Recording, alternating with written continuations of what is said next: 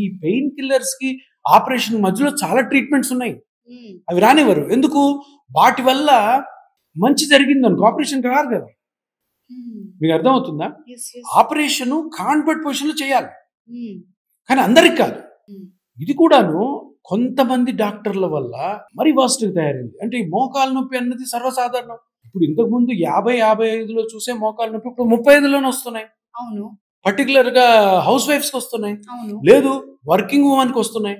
ఇప్పుడు మీరున్న జర్నలిస్ట్ పొద్దున 6 గంటలకు లేచి ఇంట్లో పనులన్నీ చేసుకొని బ్రేక్ఫాస్ట్ అన్ని చేసి రెడీ చేసుకొని పరిగెత్తుకొని వచ్చి అక్కడికి వెళ్ళి ఇక్కడికి వెళ్ళి ఇంటర్వ్యూలు చేసుకొని వచ్చి మళ్ళీ సాయంత్రం ఇంటికి వెళ్ళి మళ్ళీ పరిగెత్తుకొని వెళ్ళి ఇంటికి వెళ్ళి తర్వాత మళ్ళీ ఇంట్లో పనులు చేసుకొని 11 పనులు.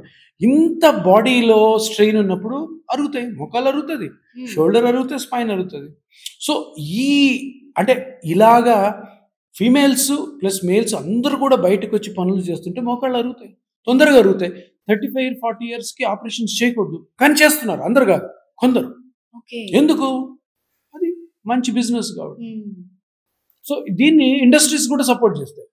ఇంకేముంది, మోకాలు ప్రతి ఇంట్లో అడుగుతాయి. ఇప్పుడు ఒక మనిషికి పుట్టగానే 35-45 నుంచి కూడా మోకాళ్ళు అరగడం స్టార్ట్ అవుతుంది.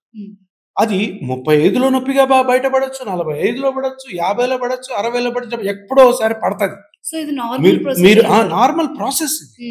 మీరు 70 ఏళ్ళు బతికితే తప్పకుండా మోకాలు అరుగుతుంది, లేదు పొరపాటు 80 అయితే 80కి అరుగుతుంది.